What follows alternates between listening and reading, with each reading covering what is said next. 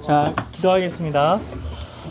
하나님, 오늘도 하나님의 음성을 듣는 하나님 독서, 하나님 이 시간 가운데 하나님께서 함께해 주실 것을 믿음으로 바라보며 나아갑니다. 우리 안에 계신 주님께서 우리에게 이 시간을 통해서 하나님의 음성을 듣는 은혜, 우리에게 꼭 필요한 그 주님의 말씀을 듣는 은혜, 이 시간 주실 것을 믿음으로 바라보며 나아가오니 하나님, 이 시간 하나님께서 주시는 레마의 음성으로 풍성한 시간 될 수 있도록 주의 역사하여 주시옵소서. 믿고 감사드리오며 예수님의 이름으로 기도하옵나이다. 아멘. 아멘. 자, 오늘 초은 자매님부터 이렇게 옆으로 이렇게 읽어주시면 되겠습니다. 소박한 시작. 네. 한 페이지 읽어주시면 됩니다. 이렇게 한 페이지. 네네.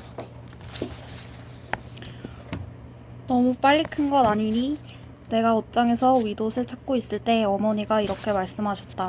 나는 24살이었고 대학을 마치고 캘리포니아로 돌아온 지 3년이 되었다. 몬테레이 공원의 언덕에 살고 있는 가족들에게로 돌아와서 함께 편안하게 지내고 있었다. 네, 나는 건성으로 대답했다. 어머니가 하신 말씀이 칭찬이라는 확신은 없었지만 나를 지켜보고 계셨다는 사실이 기뻤다. 그렇지만 얘야, 모든 것을 주님께 올려드려야 한다. 내가 교만해지면 하나님께서 너를 쓰실 수 없단다. 그걸 명심해라. 어머니가 방을 나가신 후 나는 창가로 가서 창밖에 있는 선인장들을 바라보았다. 지난 한 해 동안의 학교 생활에 대한 생각이 머리를 스치고 지나갔다. 학교 졸업반이었을 때 학생회 회장이었고 졸업생 대표였고 하나님의 성의 목사로서 안수도 받았다. 또 로스앤젤레스 지부의 청년부 지도자라는 좋은 직업을 갖고 지금까지 일하고 있다.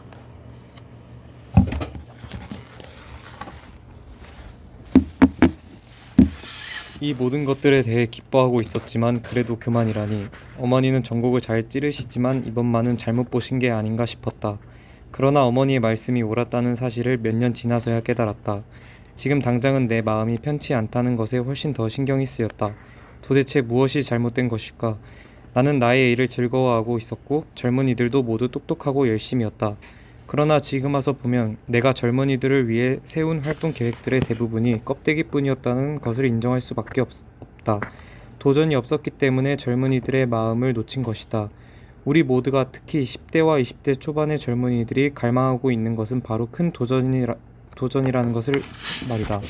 나는 바하마 섬에서 보았던 그 젊은이들의 파도가 온 세상을 덮는 환상을 다시 기억했다. 벌써 4년 전의 일이다. 그 비전과 내가 지금 이곳 LA에서 하고 있는 작은 일들을 비교해보면 비참할 정도였다. 무엇인가 해야 할 때가 왔다.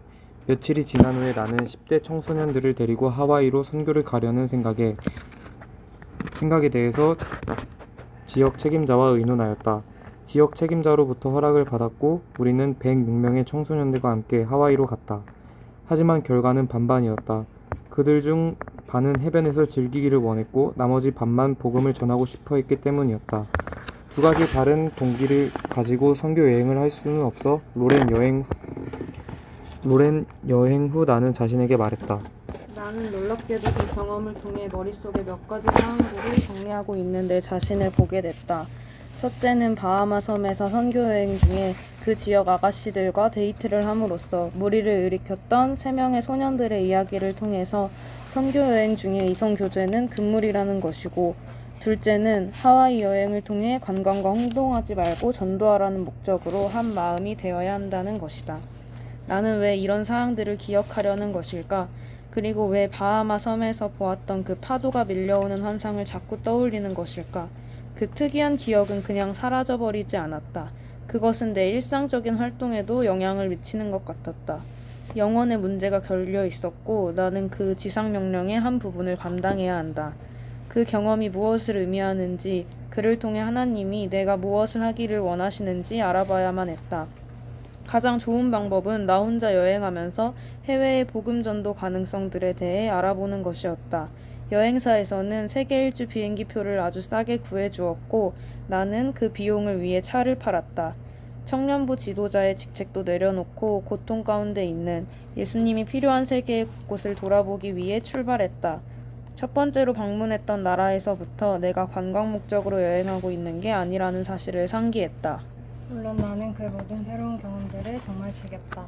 하지만 나는 내가 아직 보지 못한 무엇으로부터 인도함을 받고 있다는 왠지 모를 확신이 있었다.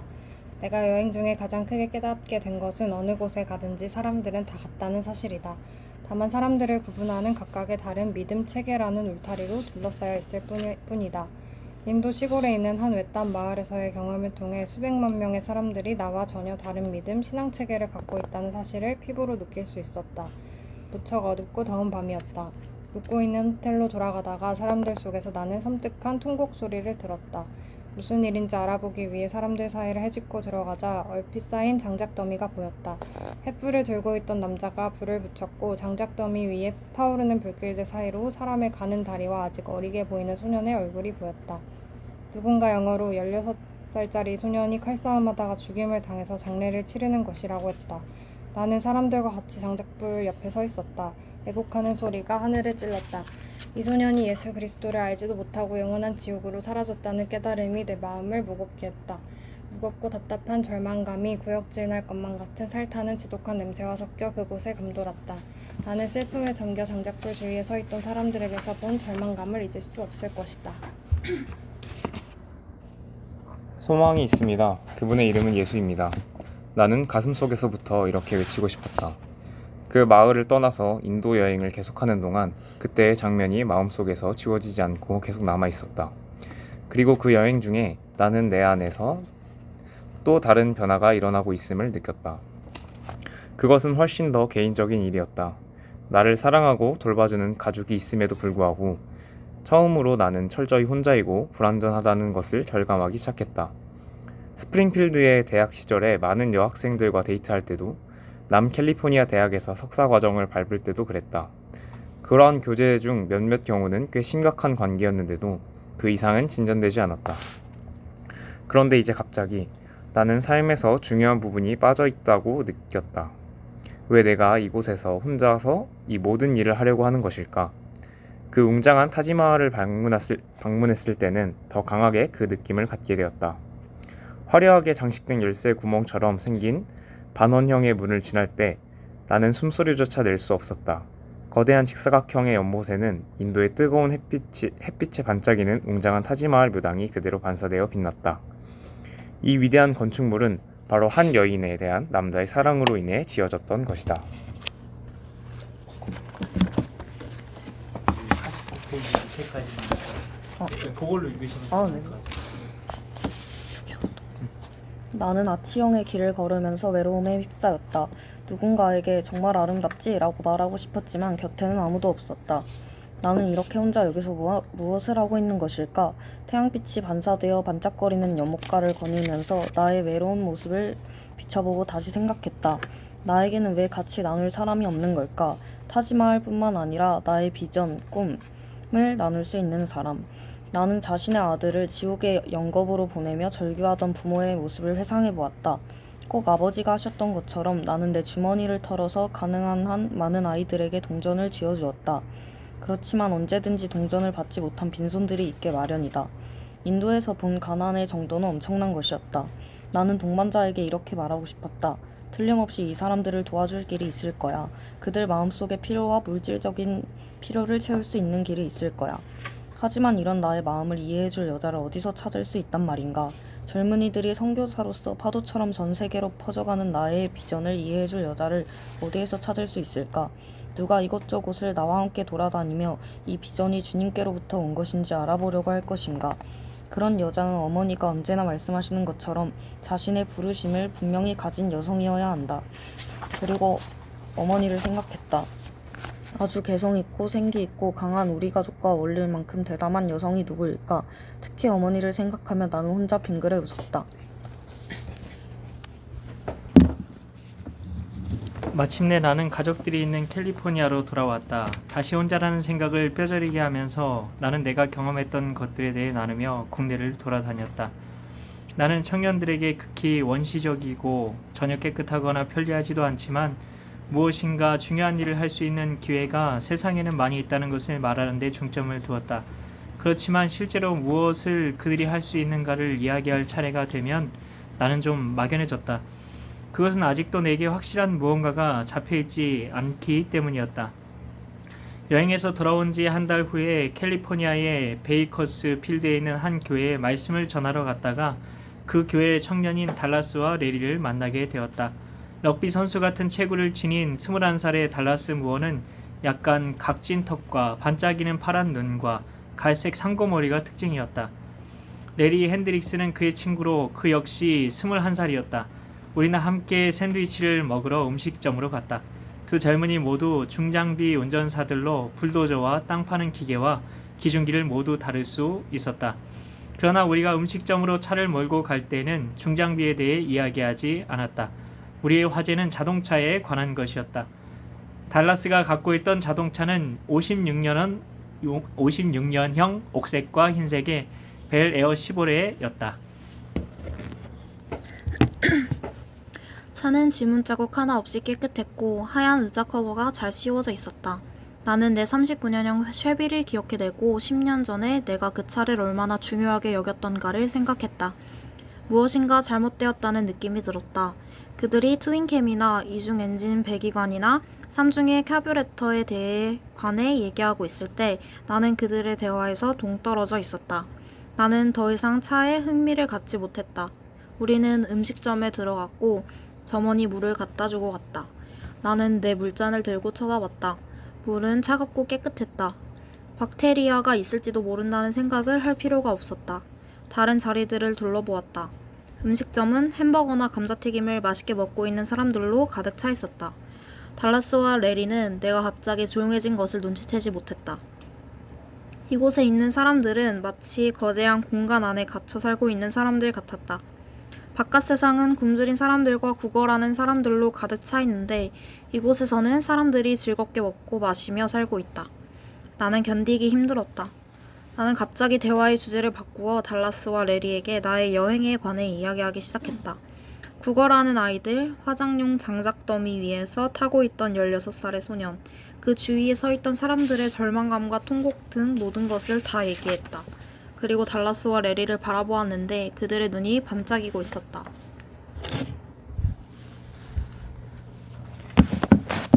그들은 나를 통해 그 모든 것을 보고 있는 것 같았다.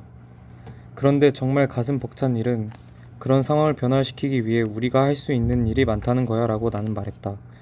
그들은 내 말에 동의했다. 그러나 곧 피할 수 없는 질문을 했다. 그래 로렌, 우리도 돕고 싶은데 어떻게 해야 하죠? 우리는 선교사가 아니에요. 우리는 불도저를 모는 사람들이에요. 그렇다. 어떻게 도와주는가가 문제였다. 달라스와 레리와 얘기한 지 한 달쯤 후에 나는 친구들과 태평양 연안 고속도로를 달려 로스앤젤레스로 가고 있었다.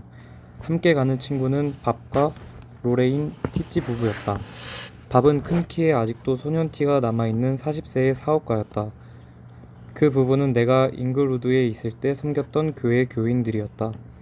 파도가 해변에 밀려와 부서지는 것을 가깝게 볼 수 있는 간선도로로 천천히 내려갈 때 나는 내 딜레마에 대해 생각하기 시작했다. 어디에서나 달라스와 레리같이 준비된 청년들을 만났다. 그들은 무엇인가 중요한 일을 하기로 갈망했다. 어느 청년은 쪽지에 이렇게 적어 보냈다. 나는 예수님을 위해 죽을 각오가 되어 있습니다. 나는 그 쪽지를 손에 쥐고 있다가 갑자기 내가 실수를 저지르고 있다는 것을 알았다. 나는 젊은이들에게 그들의 삶을 그리스도에게 바치라고 권유해 왔지만 현재로서는 우선 수년 동안의 신학교 과정을 마쳐야 한다. 그러나 신학교를 마칠 때쯤이면 처음에 불타는 열정은 식고 말 것이다. 나는 교육을 받는 것에 대해서는 찬성한다. 나도 대학 교육까지 마치고 남캘리포니아 대학에서 석사 과정을 공부했었다. 그러나 나에게는 그 모든 교육을 마치기까지 나의 부르심을 잃지 않도록 했던 강한 동기가 있었다. 젊은이들을 위해 실제적인 길을 마련해 놓지 않고는 더 이상 그들에게 도전을 줄 수 없는 노릇이었다. 나는 창밖으로 파도가 밀려오는 것을 내다보면서 그 비전을 기억했다. 무엇인가 해야 할 때인데 도대체 그것이 무엇일까? 로렌, 지금 마음이 다른 곳에 있는 것 같아요. 앞자리에서 로레인이 싱긋이 웃으며 말했다. 적어도 수천 리쯤은 가 있어요. 나는 계속해서 말했다. 젊은이들에 대해서 생각하고 있었어요. 어떻게 하면 그들이 하나님을 위해 정말 가치 있는 일을 할 수 있을까요?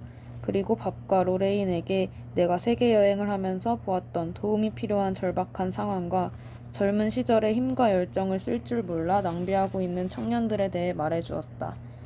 그 말을 하는 동안 내 머릿속에 정리해두었던 것들이 다 밖으로 나왔다. 젊은이들을 모집해서 즉시 사역지로 보내야 한다. 고등학교를 졸업하면 바로 나가도록 해서 그들이 후에 대학을 가더라도 좀 더 진지하고 새로운 목적을 갖도록 해야 한다. 6개월 혹은 1년 동안의 선교를 위해 그들을 보낸다. 보내진 모든 사람들은 관광을 위해 간 것이 아니라 일하러 갔다는 것을 알 것이다. 그리고 세계를 여행하듯 필요한 경비는 각자가 자비로 부담한다. 새롭고 확실한 것 한 가지가 내 마음에 떠올랐다. 또한 선교 사역을 하든지 교파에 제한을 두지 않고 모든 교회에서 자원봉사자들이 나와 일할 수 있도록 개방하는 것이다. 나의 생각이 구체적이고 분명해진 것에 대해 놀랐다. 밥이 나에게 약간 몸을 돌리더니 세 마디로 짧게 말했다. 우리가 그렇게 합시다. 나는 그 순간에 이미 무엇인가가 시작되었다는 것을 알았다. 밥은 당신이 해보세요가 아니라 우리가 그렇게 합시다라고 말한 것이다. 때때로 하나님은 우리에게 바하마 섬에서 본 파도의 비전같이 극적으로 말씀하시기도 하지만 지금처럼 친구를 통해서 우리가 그렇게 합시다라고 세 마디로 말씀하실 수도 있다고 생각했다. 선교단체 이름을 유스 위더 미션으로 정하고 1960년 12월에 일을 시작했다. 첫 자원봉사자들을 모집했다. 자원자들과 면담할 장소가 필요했기 때문에 우리 집에 내 침실을 사무실로 만들었다. 로렌 소파형 침대를 구해볼게요. 그러면 책상을 놓을 자리가 좀 생길 거예요. 로렌이 제안했다. 얼마 후에 밥과 나는 사무실로 변한 내 침실에 갈색 소파형 침대를 들여놓았다. 그리고 차고에는 타자기와 중고 등사기를 설치해서 목사들이 교회 청년들에게 배포할 수 있도록 첫 번째 안내 책자를 찍어서 발송했다. 나는 아버지, 어머니, 고등학생인 제니스에게 지금 막 찍어낸 180개의 안내 책자를 접고 주소를 적고 우표를 붙이는 일을 도와달라고 부탁했다. 우리는 샌 가브리엘 언덕이 보이는 거실에서 일했다. 필리스 누나는 해군 대위 레오나르도 그리스월드와 결혼하여 따로 살고 있어서 이 일에서 제외되었다. 둘 다 로스앤젤레스에 있는 학교의 교사였고 그들의 첫 아기는 1월에 태어날 예정이었다. 오빠, 왜 내가 보수도 안 받고 이 일을 하고 있는 거지? 제니스가 물었다. 나는 하늘에서 그 상을 받게 될 거야 라고 웃으며 대답했다. 함께 접고 있는 그 안내 책자에서 내가 제시한 조건들을 생각해 보았다. 보수도 없이 오히려 필요한 경비를 알아서 스스로 부담해야 하고 관광이나 데이트도 하지 못하는 힘든 전도사역으로 사람들을 부르고 있는 것이다. 내가 조심스럽게 우리 지역 우체국장 앞에 여러 뭉치의 안내 책자를 내려놓았을 때 나는 모든 사람으로부터 받을 반응을 상상해 보았다. 왜 진작 이 생각을 해내지 못한 것일까? 너무나 멋진 아이디어다 라고 말할 것 같았다. 금방 답장이 밀어닥쳤다. 그것이 내가 기대하던 바는 아니었다. 물론 젊은이들의 반응은 뜨거웠다. 벌써부터 지원하려는 사람들로부터 답장이 오고 있었다. 그러나 어떤 지도자들은 이 일에 별로 흥미가 없다는 것을 아버지께서 내게 귀띔해 주셨다. 아버지는 우리 교단의 지방사무관으로 선출되셨기 때문에 더 이상 목회는 하지 않고 계셨다. 나는 스프링필드에 가서 선교 담당자들과 이야기해 보기로 결정했다. 그들은 풋내기인 나에게 정중히 대했지만 내 계획의 모든 문제점들을 지적했다. 경험 없는 젊은이들이 해외에서 무슨 우발적인 사고를 저지를지 아무도 장담할 수 없다고 그들은 말했다. 민족주의와 정치적인 불안정이 가속화되고 있는 이때에 교단으로서는 경험 있는 선교자들이 추방당하는 것을 막기 위해 급급해 있다고 했다. 또 은하가 다른 데서 오는 문제도 있으며 실제적인 위험과 질병도 따른다고 했다. 진짜 선교사들이 해야 할 가치 있는 일이 모험이나 스릴을 찾는 젊은이들로 인해 어렵게 되는 것을 그들은 정말로 원하지 않는다고 했다. 그들 중 한 사람은 내가 풀이 죽어있는 것을 본 게 틀림없다. 그는 몸을 앞으로 구부리더니 대안을 제시했다. 만약 당신이 전문인 자원봉사자들을 보낼 거라면, 예를 들어 그들을 잘 관리할 수 있는 제대로 된 시설들이 있는 곳이라면, 그는 내가 자기 제안을 생각해볼 여유를 준 후에 다시 만약 당신이 그렇게 한다면 나도 기꺼이 도와주겠소 라고 말했다. 그거 좋은 생각이네. 나는 속으로 생각했다. 내가 캘리포니아로 돌아오자마자 정글을 가로질러 나환자들이 사는 마을까지 길을 닫기 위해 리베리아의 중장비 운전사들이 필요하다는 소식을 들었다. 나는 즉시로 달라스와 레리를 생각했다. 나는 베커스필드에 있는 달라스에게 전화하여 그가 레리가 우리 사역의 첫 번째 자원자가 될 의향이 있는가에 대해서 물어보았다. 그가 필요한 경비에 대해 묻자 나는 모든 비용을 그들 자신이 책임져야 한다고 말했다. 달라스는 부모님과 레리에게 말해보겠다고 했다. 초조한 며칠을 보냈다. 마침내 그가 전화로 목사님과 부모님께 그 문제를 의논한 것에 대해 특유의 느린 어조로 이야기할 때 나는 숨을 죽이고 듣고 있었다. 그들은 그렇게 하는 것이 하나님의 뜻이라고 생각했다는 것이다. 나는 속으로 외쳤다. 할렐루야, 이제 정말 시작이구나. 그리고 달라스는 한마디를 덧붙였다. 로렌 경비를 위해서 내 차 쉐비를 팔기로 했어요. 로레인 티찌도 우리 모두와 마찬가지로 매일 보수 없이 일하였고 내 수입도 가끔 설교 후에 받는 사례금 뿐이었다. 우리는 차츰 뉴스 위더 미션을 줄여 YWAM으로 이곳에 자원하여 일하는 사람들은 YWAMER로 불렀다. 달라스와 레리가 리베리아의 한센평 환자촌으로 떠나기 위한 준비를 끝마치기도 전에 다른 선교 사역으로 갈 몇 사람의 자원봉사자가 또 선교지로 떠날 준비를 하고 있었다. 달라스와 레리가 10월에 리베리아로 떠났을 때 나는 나이지리아에서 새로운 자원자들이 할 수 있는 또 다른 사역을 찾고 있었다. 아버지는 편지에 달라스와 레리를 파송할 때 멋진 파송식을 했다고 쓰셨다.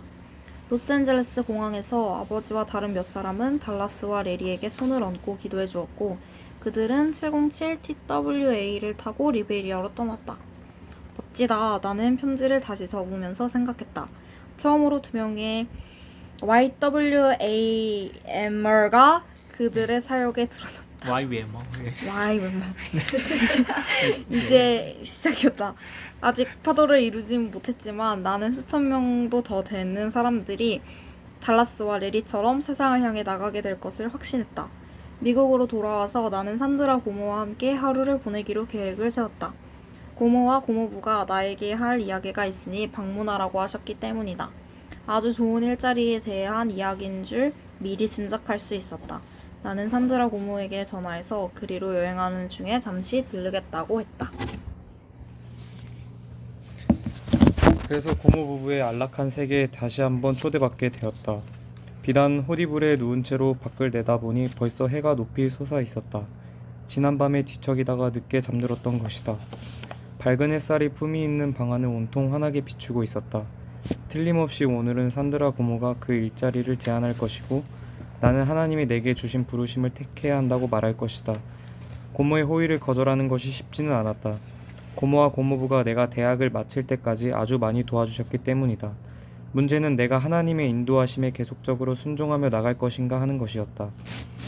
나는 산드라 고모의 비단 이불 위에 수놓아져 있는 무늬들을 손가락으로 만져보았다. 물론 나는 화려하고 좋은 것들을 즐기고 싶어한다. 나는 값비싼 부츠와 금속 빛깔의 파란 페인트로 칠해진 쉐비를 사려고 식물 배달을 하면서 열심히 일해본 이후로 좋은 물건들을 사서 누리고 싶은 마음이 있었다. 여기서 산드라 고모의 캐딜락을 타거나 가끔씩 직접 운전하며 지내는 것은 정말 기분 좋은 일이었다.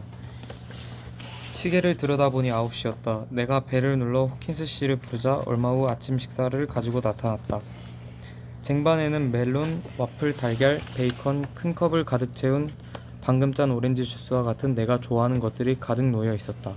나는 서둘러 아침을 먹고 아래층으로 내려갔다. 조지 고모부는 벌써 나가셨고 고모는 테라스에서 혼자 나를 기다리고 계셨다.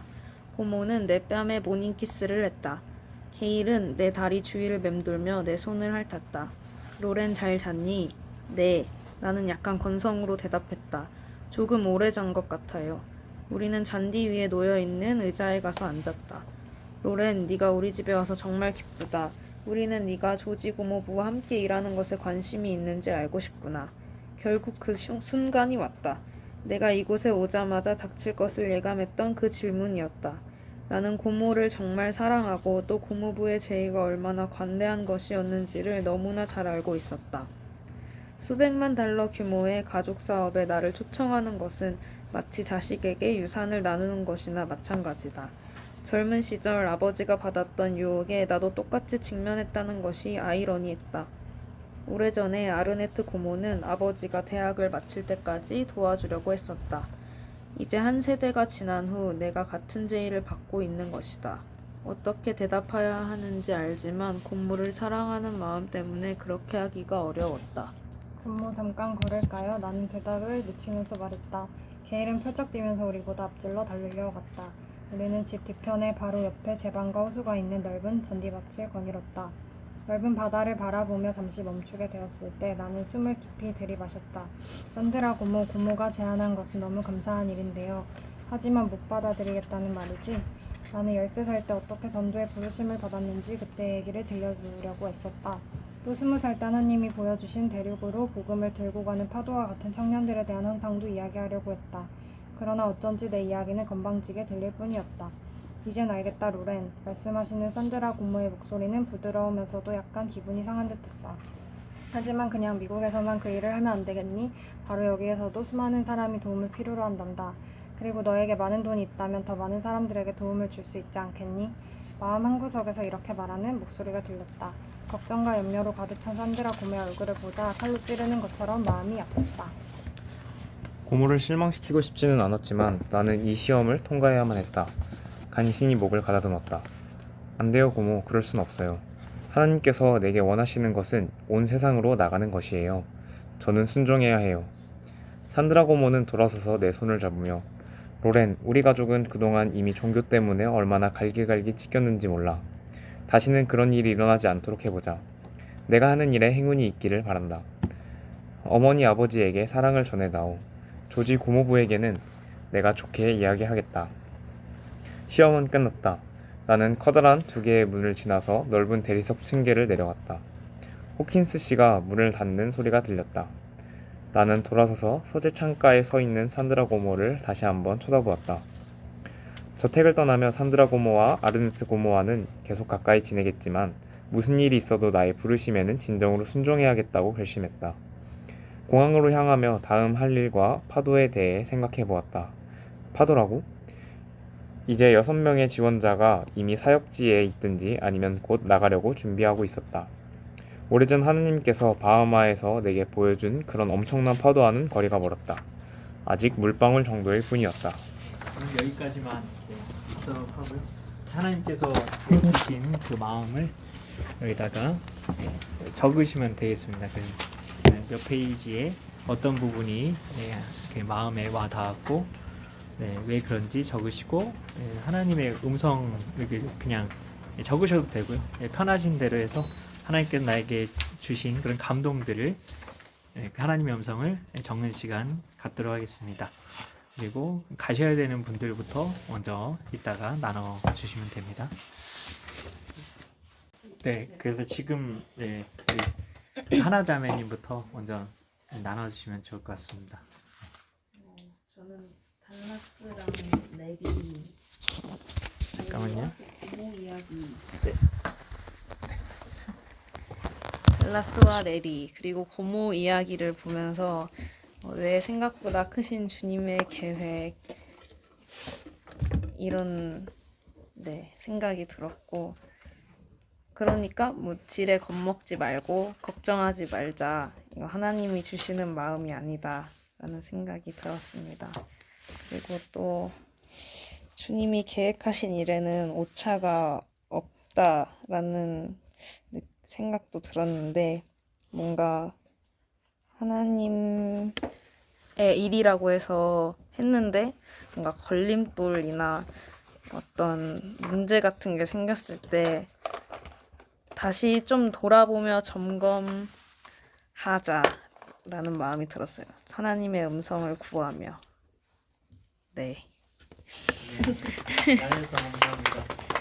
정말 마음에 와닿는데 우리 초원장이 정말 무슨 그 하나님의 음성들이 가는데 문제가 생겼다고 해서 그게 잘못 들은 게 아닐 수도 있다는 그런 것들 다시 한번 저도 생각하게 됐네요. 감사합니다. 저는 일단 어머니께서 교만에 대한 그 허를 찌르는 말씀이 저에 대한 생각도 많이 났어요. 모태 신앙으로 그냥 살면서 가끔은 그냥 이렇게 매주 교회 나오고 맡겨진 일을 하고 이렇게 하는 과정에서 다 하나님께 올려드리는 게 아니라 뭔가 내가 한 것도 어느 정도 있지 않나라고 저도 모르게 속으로 생각했던 적이 있는 것 같아서 이 부분에 대해서 끊임없이 혼자 성찰을 필요하겠다. 나도 계속 나 자신에게 물어야겠다라는 생각을 했고 그 다음으로는 이분이 성경으로 결심하셨을 때 청년부 지도자 자리를 내려놓고 차를 팔고 가셨는데 이걸 제가 읽으면서 왠지 그만. 그러니까 뭔가 근데 나는 이렇게 내가 가진 것들을 다 포기하고 주님께 드릴 만큼 주님을 사랑하고 부르심에 순종하고 있는 걸까라는 생각을 하게 됐습니다. 내가 갖고 싶은 거는 고집대로 가지고 있으려고 하고 근데 뭔가 하나님께 죄송하니까 말로는 또 그렇게 하고 이중적인 삶을 살고 있는 것 같다는 생각도 들어서 네, 그런 생각을 했고 그리고 뭔가 이걸 읽으면서 천국은 마치 가사가 생각이 났어요. 집 팔고 땅 팔고 냉장고 팔아서 기어이 그 밭을 사고 말 거야. 이 차도 그렇고 안정적인 직업도 그렇고 이 세계에서는 너무 필요하고 내가 없으면 안 될 것 같잖아요. 주변 사람들이 다 너무 중요하게 생각하는 문제고 나도 내 인생에서 꼭 필요할 것 같은데 그거보다 더 값진 게 숨겨져 있으니까 그 보물을 몇십억 하는 보물을 갖기 위해서 차 팔고 직업 내려놓는 거 나중에 나에게 다 돌아올 걸 아니까 그렇게 할 수 있는 거잖아요. 근데 천국은 마치 보화 같은데 내가 그것을 정말 잊고 살 때도 많구나 라는 생각도 했습니다. 마지막으로는 여기서 내가 읽는데 그 제니스? 랠리랑 그 땅 파는 사람들? 땅 파는 뭔지 까먹었네. 네, 굴착기. 달라스. 네. 달라스랑 랠리. 그 땅 파는 사람들도 차를 팔고 가겠다고 선뜻 그렇게 얘기를 하는 게 너무 대단하기도 하고 신기하기도 하고. 근데 저였으면 이렇게 생각했을 것 같아요. 나는 사역자도 아닌데 내가 왜 이렇게까지 해야 되지? 그러니까 내가 있는 자리에서 적당히 섬긴다는 생각을 자꾸 하는 것 같아요. 그러니까 나는 나한테 이렇게까지 왜 요구되는 거지? 왜냐면 나는 이걸 내가 직업으로 하는 사람도 아니고 내가 평생 이러고 살 것도 아닌데 난 이 정도만 하면 되지 않나라는 항상 선이 저한테 있었던 것 같은데 이걸 읽으면서 그냥 주어진 대로 하나님께서 주시는 마음대로 하는 게 이렇게 하는 거구나. 그리고 제니스가 그렇게 얘기했을 때 하지만 하늘에서 준비된 상급이 너에게 있을 거야 라고 얘기하는 것도 신선했어요. 이것도 약간 천국과 관련이 되어 있는 그런 것 같았고 네. 네, 감동이. 상급이 있을 거야. 진짜 마지막으로는 그 타협에 대한 생각을 하게 됐어요. 부르심에 대한 타협. 왜냐면 여기서 그 고모가 돈이 많으면 더 많은 사람들에게 도움을 줄 수 있지 않을까. 근데 이거는 제가 느끼기엔 저도 이렇게 생각할 때가 많은데 그러니까 난 재정적으로 지원을 하는 사람이 되고 싶다라고 생각을 했었던 이유는 결과적으로 궁극적으로 속마음은 돈을 일단 많이 벌고 싶은 게 아닌가 라고 저는 생각을 해가지고 이건 내가 느꼈을 때 그러니까 저는 타협인 것 같아서 그렇게 하지 않고 하나님이 주시는 마음대로 순종하는 게 정말 어려운 일이구나라는 거를 생각을 했습니다. 네, 나누셔서 감사합니다. 두 분은 가셔도 되고요. 네. 그래요. 그럼 영어 잠은 네. 그냥 저도 짧게 네. 저는 이 앞에 내용을 잘 모르니까 네. 저도 언니랑 같은 그 구절인데 좀 다르게 생각했거든요. 여기서 제니스라는 분이 그 왜 내가 보수도 안 받고 이 일을 하고 있는 거지? 라고 얘기했는데 저도 평소에 약간 평소에 그렇게 생각한 건 아니지만 최근에 뭔가 저번 주부터 학생부 예배를 같이 드리기 시작했는데 약간 보조교사를 하기 위해서 근데 학생부 교사도 그렇고 찬양팀으로 섬기는 것도 그렇고 뭔가 그냥 아무 대가 없이 하는 것들이잖아요. 그냥 뭐 돈을 주는 것도 아니고 아무튼 네 근데 그 생각을 해보니까 그 자리에 있는 것 자체가 보수지 않을까라는 생각을 한 게 그 학생부 예배를 드릴 때도 그냥 제가 거기 가만히 있는 게 아니라 말씀을 읽고 그 말씀을 들을 수 있는 그 경험인 거고 그리고 찬양팀을 하는 것도 그냥 아무나 서는 게 아니라 제가 그래도 지원해서 이렇게 더 앞에서 찬양할 수 있는 기회를 주님께서 주셨다는 생각을 하게 만드신 것 같아요. 끝입니다. 네. 또 나눠주셔서 감사합니다. 다음으로 혹시 안녕히. 우리 당원 형제님. 저는 네, 다음 주에 뵙겠습니다. 바이바이. 네, 나눠줘서 감사합니다. 저는 59페이지에 도전과 갈망. 그리고 65페이지에